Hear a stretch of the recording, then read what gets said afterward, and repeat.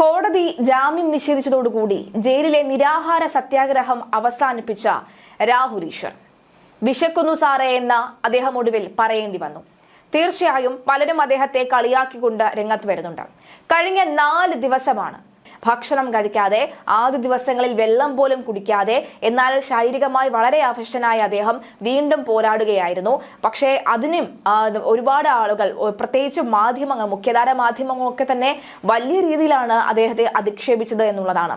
അല്ലാതെ പല പാർട്ടിക്കാരും പറയുന്നത് പോലെ നിരാഹാര സത്യാഗ്രഹം 8 മണിക്കൂർ നേരത്തേക്ക്, ബാക്കി രാത്രിയൊക്കെ തന്നെ ടോർസിനകത്ത് പഴം കുത്തിത്തിരികി അല്ലെങ്കിൽ കട്ടിലിനടിയിൽ ഭക്ഷണം വെച്ച് സൈഡ് അപ്പുറത്ത് തിരികെ നടന്ന് ഭക്ഷണം കഴിച്ച ആ നിരാഹാരം അല്ലായിരുന്നു, ഗാന്ധിയൻ മാർഗമായിരുന്നു ഈ രാഹുൽ ഈശ്വർ സ്വീകരിച്ചത് എന്നാണ് അദ്ദേഹം വ്യക്തമാക്കിയത്.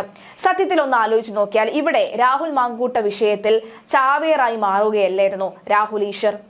അതായത് അദ്ദേഹം ഈ അതിജീവിത എന്ന് പറയുന്ന ഈ പെൺകുട്ടിയുടെ ഐഡന്റിറ്റി പുറത്തു പറഞ്ഞിട്ടില്ല എന്ന് അദ്ദേഹം ഉറച്ചു നിൽക്കുകയാണ്. അനാവശ്യമായിട്ട് അദ്ദേഹത്തെ ഇത്തരത്തിൽ ജയിലിൽ അടച്ചിരിക്കുകയാണ് എന്ന് പലരും അഭിപ്രായപ്പെടുകയാണ്. ഒരുപക്ഷെ അദ്ദേഹത്തിന് താക്കീത് ചെയ്ത് വിലക്കി വിടാമായിരുന്നു.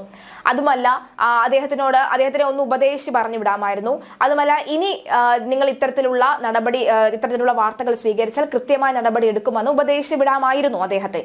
പക്ഷേ ഇത്തരത്തിലുള്ള കാര്യങ്ങൾ പറഞ്ഞാൽ, അതായത് രാഹുൽ ഈശ്വർ ഇത്തരത്തിൽ തുറന്നടിച്ചു കഴിഞ്ഞാൽ അദ്ദേഹത്തെ കോടതി ഇത്തരത്തിൽ ശിക്ഷിക്കുകയും അദ്ദേഹം ജയിലിൽ കിടക്കുകയും ചെയ്തിരുന്നു.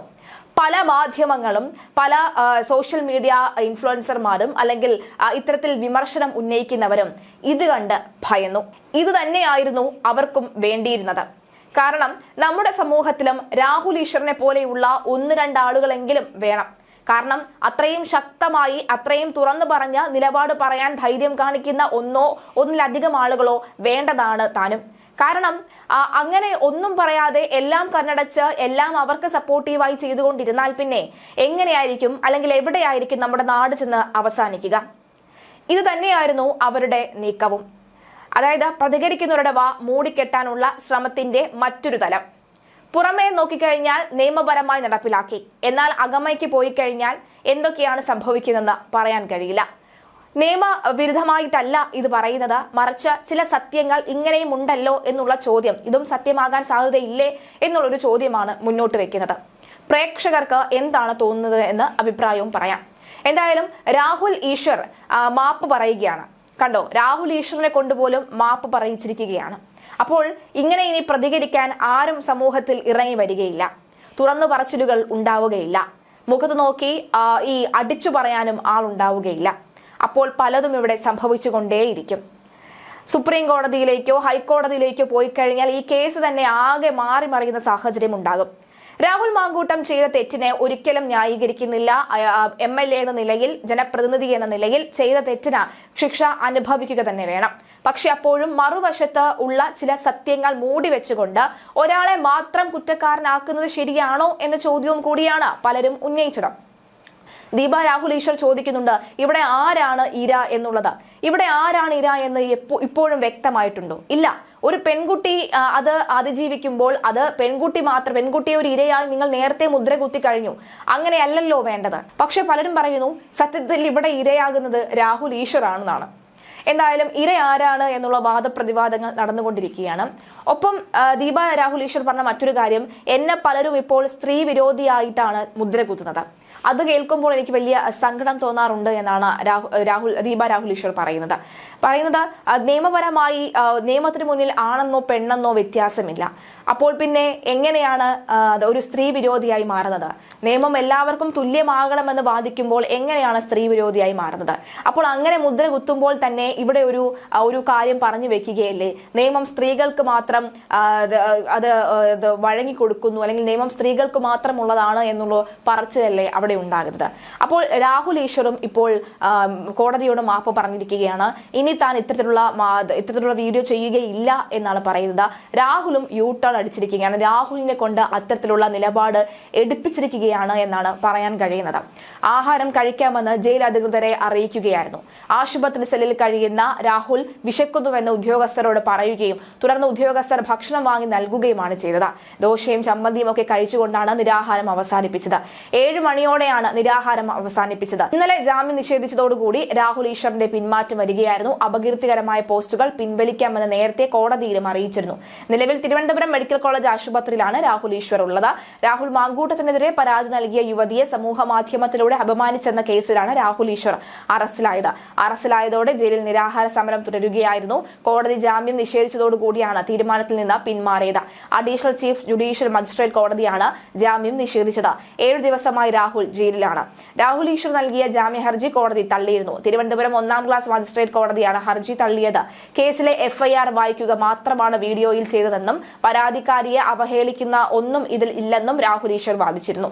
പോസ്റ്റ് പിൻവലിക്കാമെന്നും രാഹുലിന്റെ അഭിഭാഷകൻ വാദിച്ചു. എന്നാൽ രാഹുൽ അന്വേഷണവുമായി സഹകരിക്കുന്നില്ലെന്നും വീണ്ടും കസ്റ്റഡി ചോദ്യം ചെയ്യേണ്ട ആവശ്യമുണ്ടെന്നും പ്രോസിക്യൂഷൻ വാദിച്ചു.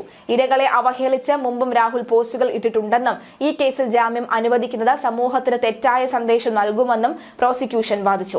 ഇത് കണക്കിലെടുത്താണ് കോടതി ഹർജി തള്ളിയത്. രാഹുൽ ഈശ്വറെ കസ്റ്റഡിയിൽ ചോദ്യം ചെയ്യാനാണ് അന്വേഷണ സംഘത്തിന്റെ തീരുമാനം. ഇതിനായി അഡീഷണൽ മജിസ്ട്രേറ്റ് കോടതിയിൽ പോലീസ് കസ്റ്റഡി അപേക്ഷ നൽകും. രാഹുൽ മാങ്കൂട്ടത്തിന്റെ കേസിന്റെ FIR വീഡിയോയിൽ വായിക്കുക മാത്രമാണ് ചെയ്തതെന്നാണ് രാഹുലിന്റെ അഭിഭാഷകൻ കോടതിയിൽ പറഞ്ഞത്. അതിജീവിതയെ മോശപ്പെടുത്തുന്ന കാര്യങ്ങൾ പറഞ്ഞിട്ടില്ല, അപമാനിക്കണമെന്ന ഉദ്ദേശം ഉണ്ടായിരുന്നില്ല. അത്തരം വീഡിയോ ഉണ്ടെങ്കിൽ പിൻവലിക്കാൻ രാഹുൽ തയ്യാറാകണമെന്നും അഭിഭാഷകൻ അറിയിച്ചു. എന്നാൽ സ്ത്രീകൾക്കെതിരെയായ കേസുകളുടെ FIR എങ്ങനെ പരസ്യരേഖ ആകുമെന്നും കോടതി ചോദിച്ചു. ജാമ്യ ഹർജിയെ പ്രോസിക്യൂഷൻ എതിർത്തിരുന്നു. പരാതിക്കാരിയായ യുവതിയെ അധിക്ഷേപിച്ചിട്ടില്ല എന്ന രാഹുൽ ഈശ്വറിന്റെ വാദം നിലനിൽക്കില്ലെന്ന് കോടതി ഉത്തരവിൽ വ്യക്തമാക്കി. ജാമ്യത്തിൽ വിട്ടാൽ കുറ്റം ആവർത്തിക്കും. പ്രോസിക്യൂഷൻ വാദത്തിൽ കഴമ്പുമുണ്ട്. കസ്റ്റഡിയിൽ കഴിയുമ്പോഴും രാഹുൽ സമൂഹ മാധ്യമത്തിൽ പോസ്റ്റ് ഇട്ടിട്ടുണ്ടെന്നും കോടതി നിരീക്ഷിച്ചു. രാഹുലിന്റെ നിരാഹാര സമരത്തെ കോടതി വിമർശിച്ചു. നിരാഹാരം പോലീസിനെ സമ്മർദ്ദത്തിലാക്കാനാണ്. അനുവദിച്ചാൽ മറ്റ് തടവുകാരും ഇത് ആവർത്തിക്കുമെന്നും കോടതി ചൂണ്ടിക്കാട്ടി. കേസുമായി ബന്ധപ്പെട്ട് ഇന്നലത്തേക്കും കൂടി 3ാമത്തെ തവണയാണ് രാഹുൽ ഈശ്വർ ജാമ്യാപേക്ഷ നൽകിയത്. ഒരേ കേസിൽ ഒരേ സമയം 2 കോടതികളിൽ രാഹുൽ ജാമ്യാപേക്ഷ നൽകിയിരുന്നു. ഇത് വലിയൊരു വീഴ്ചയായി കോടതി ചൂണ്ടിക്കാട്ടിയിരുന്നു. പിന്നാലെയാണ് കോടതി രാഹുലിന്റെ ജാമ്യാപേക്ഷ നിരസിച്ചത്. രാഹുൽ ഈശ്വർ ഇപ്പോഴും അന്വേഷണത്തിൽ പോലീസുമായി സഹകരിക്കുന്നില്ല എന്നും പോലീസ് കോടതിയെ അറിയിച്ചു. അതുകൊണ്ട് തന്നെ 2 ദിവസത്തേക്ക് കൂടി രാഹുൽ ഈശ്വറിനെ കസ്റ്റഡിയിൽ വാങ്ങാനുള്ള നീക്കത്തിലാണ് പോലീസ്. കസ്റ്റഡി അപേക്ഷയുമായി പോലീസ് തിങ്കളാഴ്ച കോടതിയെ സമീപിക്കും. അങ്ങനെയെങ്കിൽ രാഹുൽ ഈശ്വറിന്റെ ഹർജി പരിഗണിക്കുന്നത് ഇനിയും നീളും. രാഹുൽ ജയിലിലായിട്ട് ഇപ്പോൾ ഒരാഴ്ചയാവുകയാണ്. ഇത്രയും ദിവസവും രാഹുൽ ജയിലിൽ നിരാഹാര സമരത്തിനായിരുന്നു. ആരോഗ്യം വഷളായതോടുകൂടി മെഡിക്കൽ കോളേജ് ആശുപത്രിയിലെ സെല്ലിലേക്ക് മാറ്റിയെങ്കിലും രാഹുൽ നിരാഹാരം തുടരുകയായിരുന്നു. എന്നാൽ ഇന്നും കോടതി ജാമ്യാപേക്ഷ തള്ളിയതോടുകൂടിയാണ് രാഹുൽ ഈശ്വർ നിരാഹാര സമരം അവസാനിപ്പിക്കുന്നതായി പോലീസിനെ അറിയിച്ചത്. നേരത്തെ ജാമ്യാപേക്ഷ തള്ളിയ ജില്ലാ സെഷൻസ് കോടതി രാഹുൽ ഈശ്വറെ റിമാൻഡ് ചെയ്യുകയും ചെയ്തിരുന്നു. തുടർന്ന് പോലീസ് കസ്റ്റഡി വാങ്ങിയ രാഹുലിനെ ഇന്നലെ ഉച്ചയ്ക്ക് ശേഷം പൂജപ്പുര സെൻട്രൽ ജയിലിലേക്ക് പ്രവേശിപ്പിച്ചിരുന്നു. പരാതിക്കാരിയെ തിരിച്ചറിയാൻ സാധിക്കും വിധത്തിലുള്ള വിവരങ്ങൾ പങ്കുവച്ചതായി ആരോപിച്ച് രാഹുൽ ഈശ്വർ, കോൺഗ്രസ് നേതാവ് സന്ദീപ് വാര്യർ എന്നിവരടക്കം 6 പേർക്കെതിരെയാണ് കേസെടുത്തത്. യുവതിയുടെ വ്യക്തിത്വം വെളിപ്പെടുത്തൽ, സ്ത്രീത്വത്തെ അപമാനിക്കൽ, ഭീഷണിപ്പെടുത്തൽ, ഇലക്ട്രോണിക് ഉപകരണങ്ങളുടെ ദുരുപയോഗം എന്നീ വകുപ്പുകളാകും ചുമത്തിയിരുന്നത്. 2 വർഷം വരെ തടവ് ശിക്ഷ ലഭിക്കാവുന്ന വകുപ്പുകളാണ് ഇവ.